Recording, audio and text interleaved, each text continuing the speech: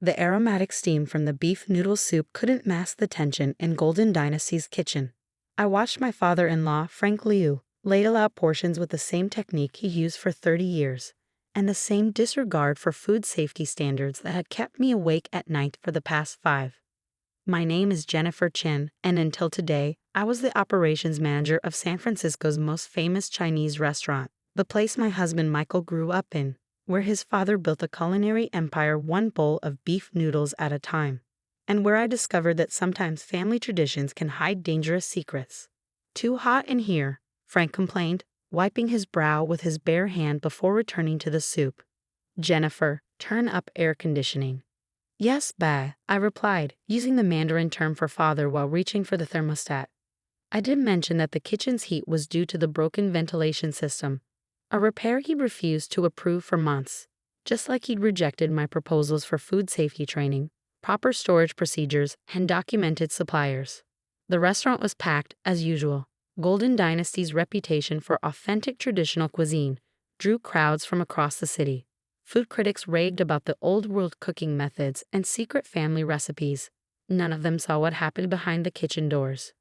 "Big party coming at 7, Michael said, poking his head into the kitchen. My husband managed the front of house, leaving the kitchen to his father's iron control. "Dad, they're food bloggers. They want to film the cooking process." Frank's face lit up. "Good. Show them real Chinese cooking, not this modern nonsense." He shot me a look. No need for Jennifer's clipboard today. My clipboard, containing health code requirements, temperature logs, and supplier documentation, was seen as an insult to 30 years of restaurant experience. Never mind that I had a degree in restaurant management and 5 years of experience turning failing establishments into successful ones. "The videos will be posted online," I said carefully. "Maybe we should review the food handling procedures." "Enough." Frank slammed his ladle down. "You think your fancy degree knows better than 30 years of success. This is how my father cooked, how I cook, how it's always been done." I bit my tongue, thinking of the documents stored in my private cloud drive. Records of unsafe food storage, unauthorized suppliers, and worse. Things I'd discovered while modernizing the restaurant's operations. Things Frank had ordered me to ignore.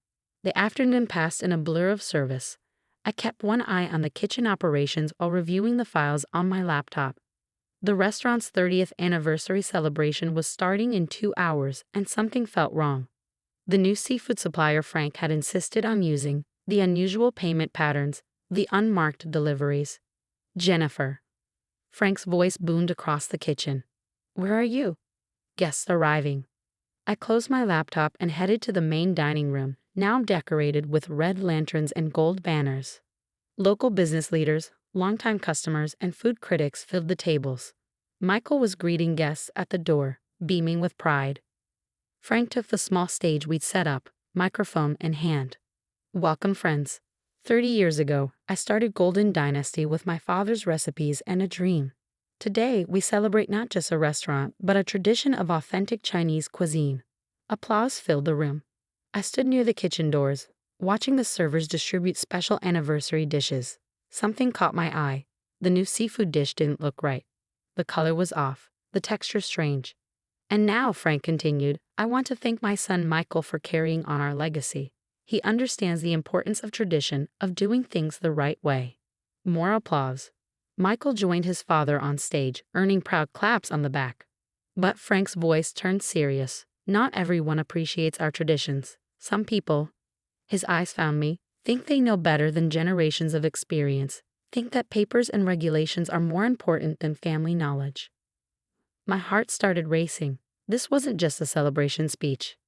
That is why today, I must make a difficult announcement. Jennifer Chen is no longer part of Golden Dynasty's management. Her modern ideas and disrespect for tradition have no place in our family business. The room fell silent. Michael looked shocked. He hadn't known. 2 security guards appeared beside me, hired for the event but apparently with other instructions. "Bye." I stepped forward. "The seafood tonight." "Escort her out," Frank commanded. "And make sure she takes all her clipboards and regulations with her." As the guards led me toward the door, I caught glimpses of satisfied smiles among the guests. Of course, They'd heard Frank complain for months about his foreign daughter-in-law trying to change his traditional methods. They thought this was justice. In my office, I quickly emailed myself crucial files before the guards could stop me. Years of documentation, records of every violation, every suspicious transaction, including what I discovered about the new seafood supplier, a company that didn't seem to exist. "Your keys," one guard demanded. I handed them over, along with my employee badge. But they didn't know about the USB drive in my purse, or the photos on my phone, or the reports I'd already sent to certain authorities. Michael caught up with me in the parking lot. "Jen, I'm sorry, I didn't know he was planning this." "Did you know about the seafood supplier?" I cut him off. "About where that fish really comes from." He looked away. Of course, he'd chosen not to know, just like he'd ignored all the other problems I tried to address. "You should go back inside," I said quietly. "Your father's big celebration is waiting." "But Michael, you might want to skip the seafood tonight." "What are you talking about?" "You'll find out soon enough." I got into my car, hands shaking slightly as I started the engine. The health inspector's report tomorrow should be very interesting. "Health inspector, there's no inspection scheduled." "There is now." I pulled out my phone, showing him the email confirmation. "Anonymous tip about food safety violations. They're coming first thing tomorrow. And they're bringing some friends from the FBI's smuggling division." Michael's face went pale. "Smuggling? Jen, what did you do?" "I did my job," I replied. "I kept records, detailed ones, about everything." As I drove away, I watched Golden Dynasty's glowing signs in my rearview mirror. Frank thought he was protecting traditions. He didn't realize that some traditions aren't worth preserving, especially when they put people at risk. My phone buzzed. A message from my former colleague at the health department. "Reports received. Task force briefed. Operation starts at 8 a.m. I smiled, thinking of Frank's face when he realized that his daughter-in-law's obsession with documentation had been more dangerous than he thought. Tomorrow would be interesting indeed.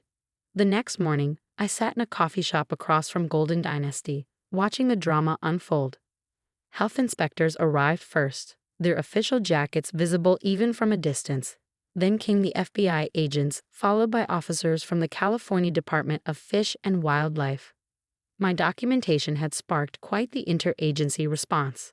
My phone buzzed, a message from Michael. "What did you do?" I didn't respond. Instead, I opened my laptop and pulled up the files I'd spent years compiling. The irregular payments to the seafood supplier, the unmarked deliveries arriving after hours, the suspiciously low prices for premium fish that should have cost 3 times as much. Through the restaurant's windows, I could see Frank gesturing angrily at the officials. His face turned from red to white as they produced their search warrant. Michael stood frozen by the host station, watching his father's empire crumble. Quiet a morning, a voice said. I looked up to see Linda Martinez, my former colleague from the health department, sliding into the seat across from me. "Your documentation was thorough." 5 years of records, I replied, turning my laptop to show her. Every violation, every suspicious transaction, every food safety risk, including where that seafood really came from. Linda nodded grimly. Endangered species trafficking. The FBI's been trying to crack this smuggling ring for months. They just needed proof of who was involved. And I had all the proof they needed, I said quietly, watching more officials enter the restaurant, right down to the delivery schedules and payment patterns. My phone kept buzzing, messages from family members, restaurant staff, even food critics wanting comments. I ignored them all. The truth would come out soon enough. Inside Golden Dynasty, the inspection team was doing their work. Health code violations were documented, food samples were collected, financial records were seized, and in the walk-in freezer, behind boxes of Frank's specially sourced seafood, they found exactly what I knew they would. Containers of illegally imported fish, including protected species. By noon, the story had hit the local news. Famous Chinese restaurant raided, health violations and smuggling allegations. Food bloggers who'd praised Golden Dynasty's authentic traditional cuisine were now frantically deleting their old reviews. Jennifer. Frank's voice boomed across the street. He'd spotted me through the coffee shop window and was storming over, face twisted with rage. You betrayed your family, destroyed our business. I stood calmly as he approached, aware of the health inspectors watching. No, bae. You destroy it yourself. I tried to help you do things right, but you chose to put people at risk. Risk? He scoffed. 30 years, no problems. Your American rules, your paperwork, that's the real risk to our traditions. Traditions? I pulled out my phone, showing him photos I'd taken of the kitchen violations. Was it tradition to store raw meat at unsafe temperatures? To buy from unlicensed suppliers? To smuggle endangered species? His face paled slightly at the last accusation. You don't understand. I understand perfectly. I cut him off. You thought rules didn't apply to you. That your experience meant you could ignore food safety, ignore the law. Now you'll face the consequences. Michael appeared behind his father, looking shell-shocked. Jen, please. There must be some way to fix this. I softened slightly at my husband's distress. Actually, there is. But it will require real changes, not just cosmetic ones. I pulled out another file from my bag, a complete business restructuring plan I prepared months ago. New management structure, modern food safety protocols, legitimate suppliers, real training for staff, and most importantly, complete transparency in operations. Frank started to object, but Michael grabbed the file. What's the alternative? Prison time for endangered species trafficking, I said bluntly. Complete shutdown of the restaurant, loss of all licenses. Is that what you want for your father's legacy? The next few hours were intense. In a private room at the coffee shop, we negotiated with health officials and FBI agents. My detailed records of the smuggling operation proved valuable enough that the authorities were willing to work out a deal. In exchange for cooperation in breaking up the larger trafficking ring, Golden Dynasty could survive under new management and strict oversight. Frank raged, threatened, and finally broke down in tears. 30 years of doing things his way. And now his daughter-in-law had forced him to change. But when faced with the alternative federal prison, he signed the agreement. The restaurant closed for a month of complete renovation. Every piece of equipment was replaced or thoroughly cleaned. The staff underwent intensive food safety training. New suppliers were vetted and documented. And most importantly, the management structure changed. I returned as Chief Operating Officer with full authority over kitchen operations. Michael became CEO, with his father moved to an advisory role focused on menu development, under proper oversight. The health department conducted weekly inspections for the first 3 months, which we passed with flying colors. When Golden Dynasty reopened, it was transformed. The dining room still held its traditional charm, but the kitchen was a model of modern food safety. We kept the beloved recipes but prepared them safely. Customers returned, drawn by the promise of authentic cuisine that they could trust. Surprisingly, it was Frank who adjusted best to the changes. Once he saw that we could maintain quality while following regulations, his resistance faded. He even started bragging about our perfect health inspection scores to other restaurant owners. You were right, he told me one evening, 6 months after the raid. We were reviewing recipes, documenting each step properly. I was so afraid of losing our traditions that I forgot the most important tradition, taking care of our customers. The local Chinese community's reaction was mixed. Some saw me as a traitor who'd exposed one of our own. Others, especially younger restaurant owners, saw an opportunity. We started offering food safety workshops, helping other family restaurants modernize while preserving their cultural authenticity. A year later, I stood in Golden Dynasty's kitchen, watching the dinner service run smoothly. The new ventilation system hummed quietly. Staff moved efficiently between clearly labeled storage areas. The temperature logs were perfectly maintained. My phone buzzed. A message from Linda. Smuggling ringleaders convicted. Your evidence was crucial. I smiled, remembering the day Frank had mocked my obsession with documentation. That obsession had saved his business, even if not in the way he'd expected. Michael appeared beside me, examining the daily inspection checklist. You know, Dad actually bragged about you at the Restaurant Association meeting yesterday. Called you the best thing that ever happened to Golden Dynasty. Better than the time he called me a regulation-obsessed traitor. I teased. Much better. He hesitated. You could have just walked away that night, started fresh somewhere else. Why did you fight so hard to save this place? I looked around the kitchen, at the blend of traditional techniques and modern safety measures, at the staff confidently following proper procedures while creating authentic dishes. Because sometimes saving something means changing it, I replied. Golden Dynasty wasn't just about the food. It was about family, about community. It deserved better than to be destroyed by pride and stubbornness. Last week, a young Chinese American woman interviewed me for her business school thesis on modernizing family businesses. She asked if I regretted exposing the problems instead of keeping quiet to protect the family's reputation. I showed her our new kitchen, our perfect inspection records, our thriving business. Real respect for tradition means making sure it survives, I told her. Sometimes that requires difficult changes.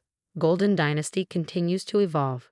We've opened 2 more locations, each combining traditional recipes with modern food safety. Frank still works in the original kitchen, but now he proudly shows health inspectors his detailed logs and properly stored ingredients.